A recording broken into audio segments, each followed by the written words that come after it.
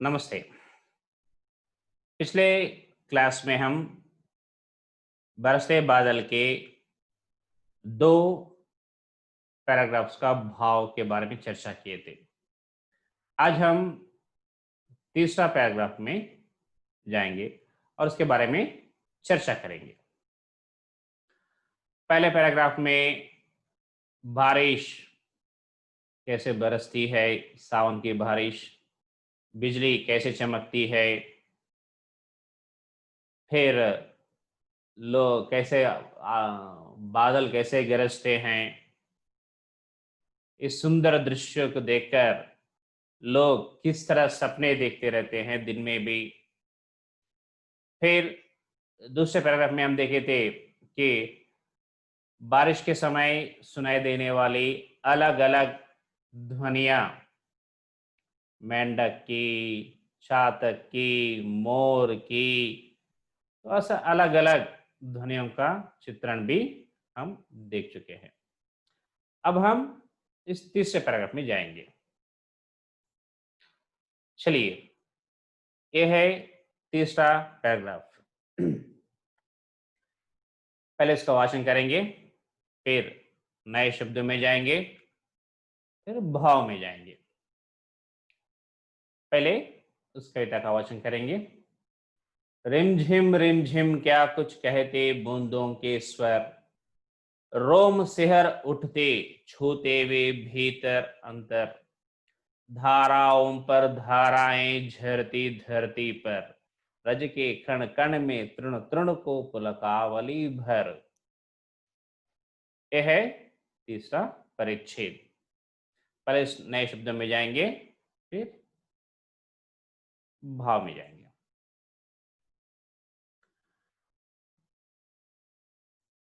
अब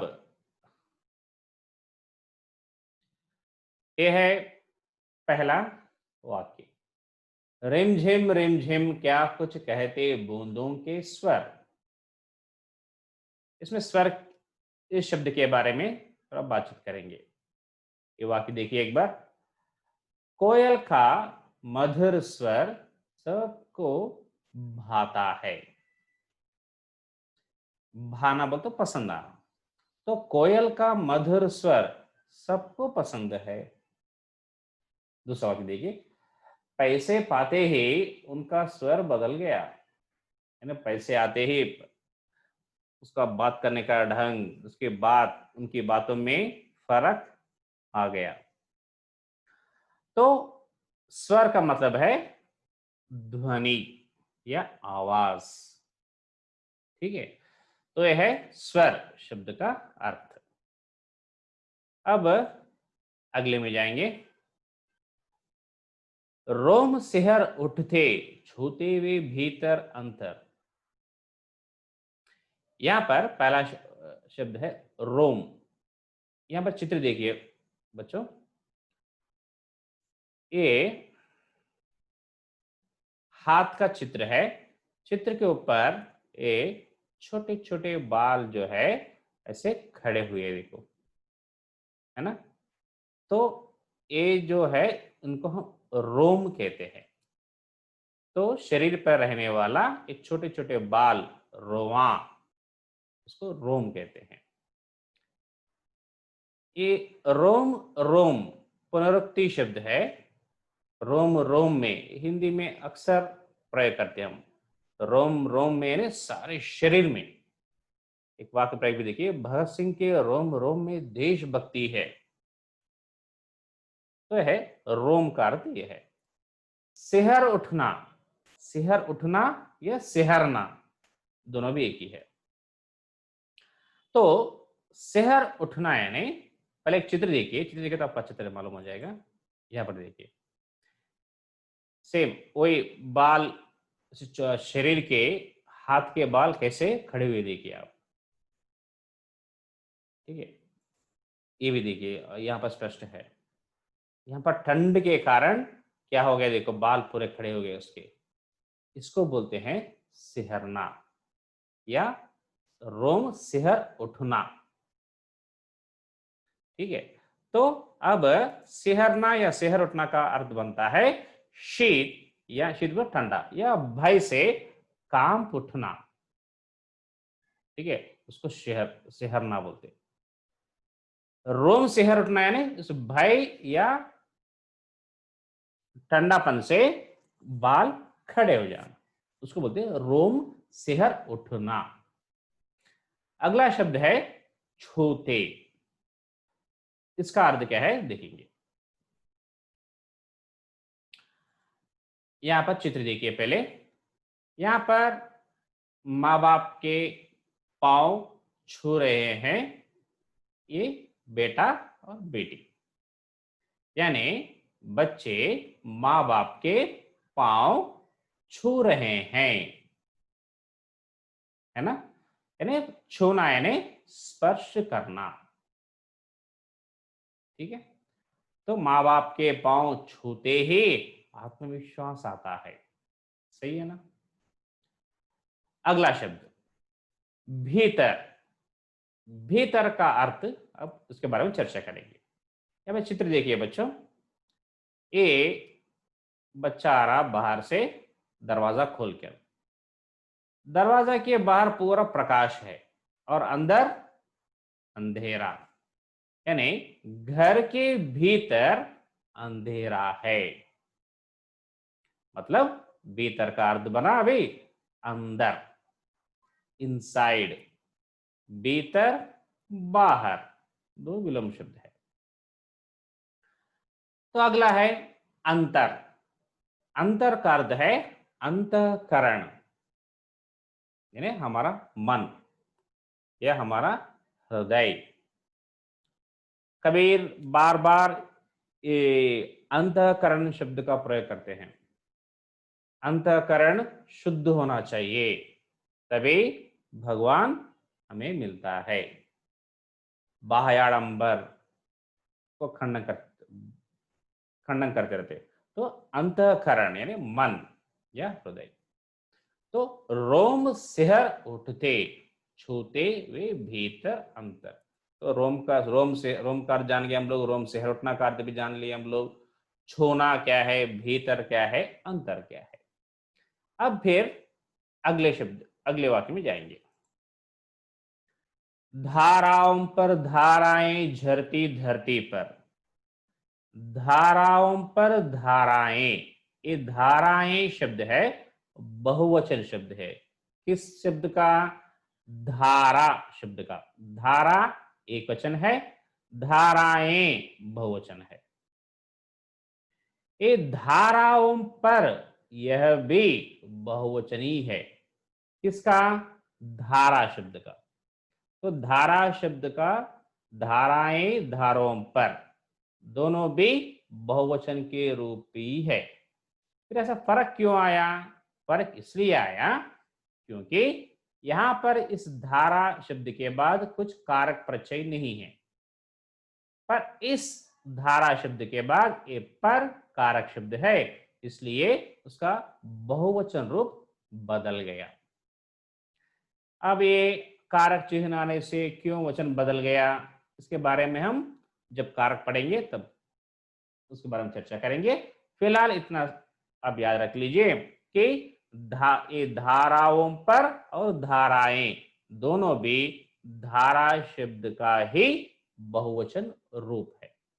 अब धारा का अर्थ क्या है? अभी धारा यानी प्रवाह,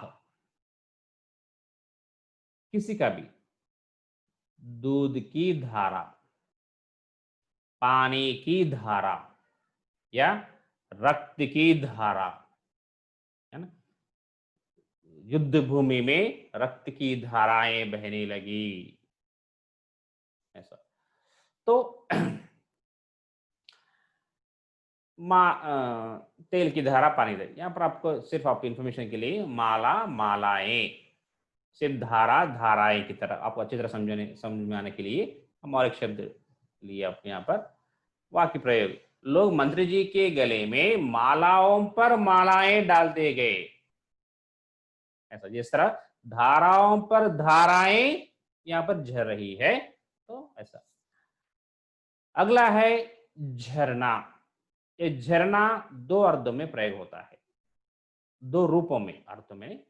एक संज्ञा, एक क्रिया। अगर संज्ञा के रूप में प्रयोग हुआ झरना का, तो वो बनता है ये झरना का चित्र है, ये जल प्रपात, इसको झरना कहते हैं, ये संज्ञा है ये।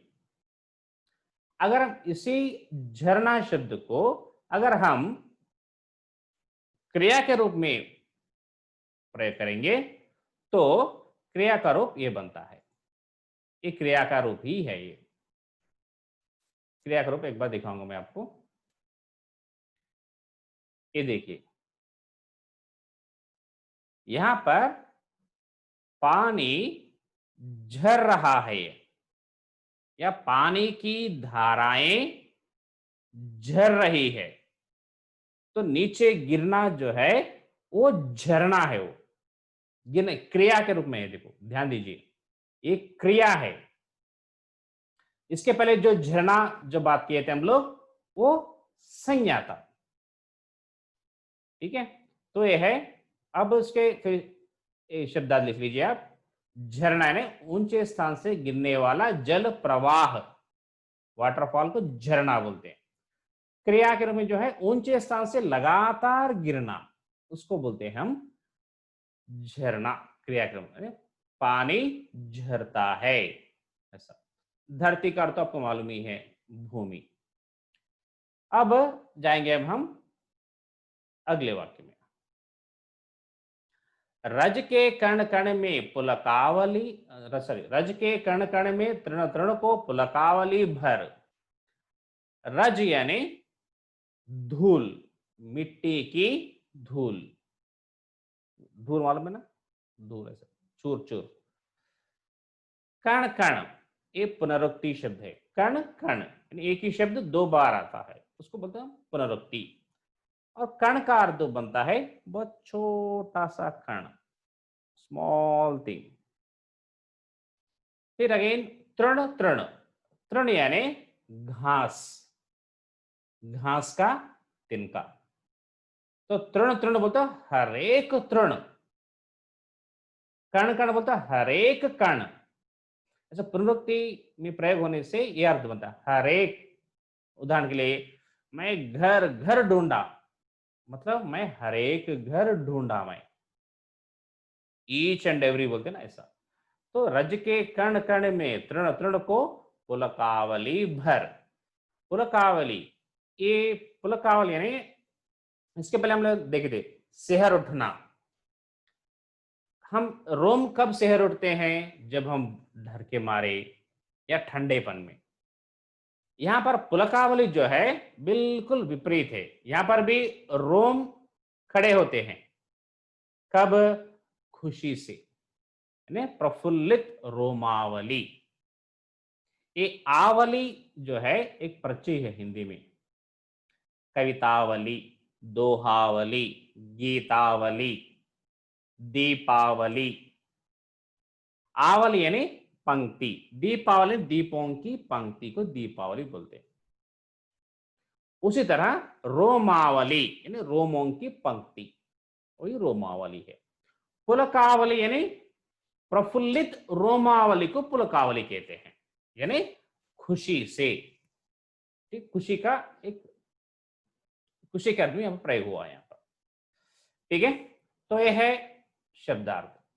जब शब्दों का जान गए हम लोग, तो अब जाएंगे अब भाव में। चलो, रिम झिम क्या कुछ कहते बूंदों के स्वर। चलो, अब ये समझाने से पहले मैं आपको एक दृश्य दिखाना चाहता हूं। अब एक बार उस दृश्य को देखिए आप, देखने के बाद फिर उसकी हम चर्चा करेंगे। बारिश की आवाज सुनिए,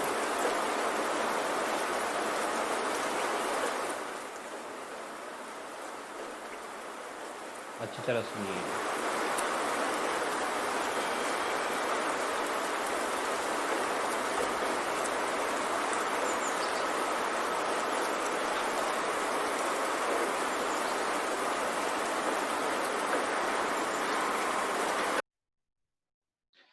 तो बच्चों सुने ना आप वो बारिश की आवाज, तो आपको नहीं लगता कि वो उस ध्वनि में कुछ मतलब है? तो यहाँ पर पंत जी, जैसे पहले बताया कि वो सौंदर्य के कवि है, प्रकृति वर्णन के बेजोड़ कवि है। तो प्रकृति पंत जी की यहाँ पर जिज्ञासा यहाँ पर दिखाई देती है।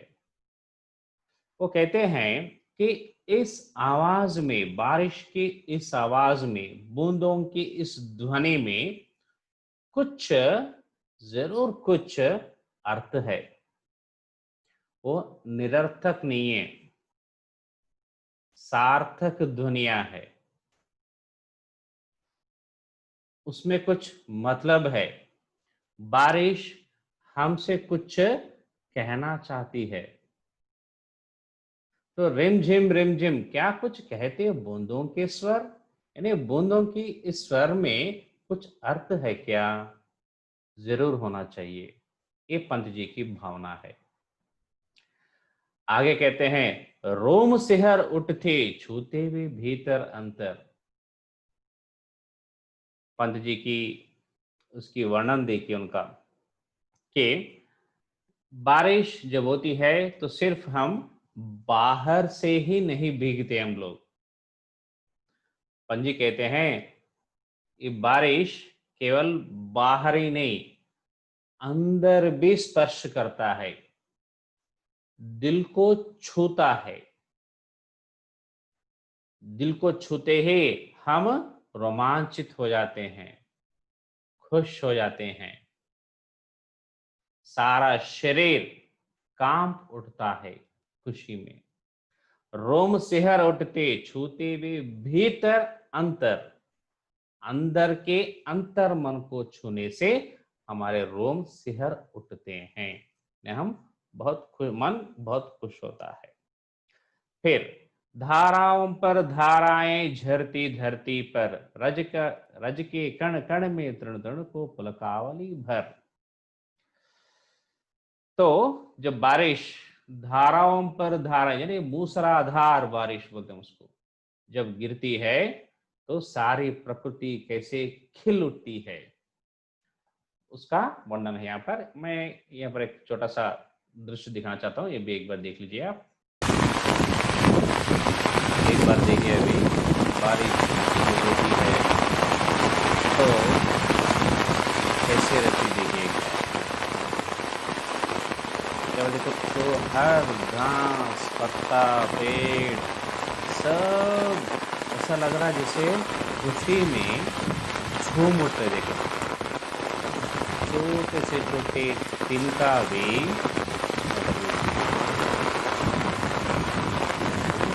छोटा घास, थोड़े सब पत्ते खुशी में भीगे, हर एक पत्ता हर एक घास, ये मिट्टी की धूल सब खुश है, सब प्रतीत हो रहे हैं।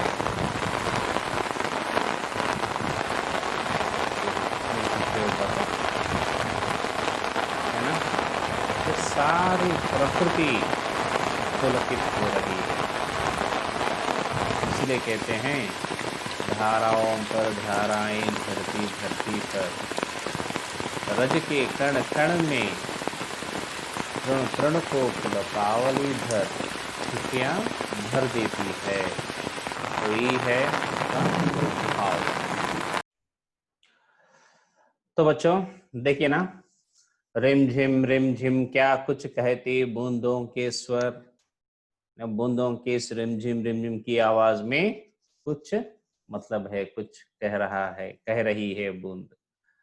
रोम सिहर उठते छूते हुए भीतर अंतर, सबको रोमांचित कर देती है। धाराओं पर धाराएं झरती धरती पर, रज के कण कण में तृण तृण को पुलकावली भर। तो बारिश की जब ये धाराओं पर धाराएं, पानी की धाराएं जब धरती पर गिरती है तो सारी प्रकृति पुलकित हो चलती है।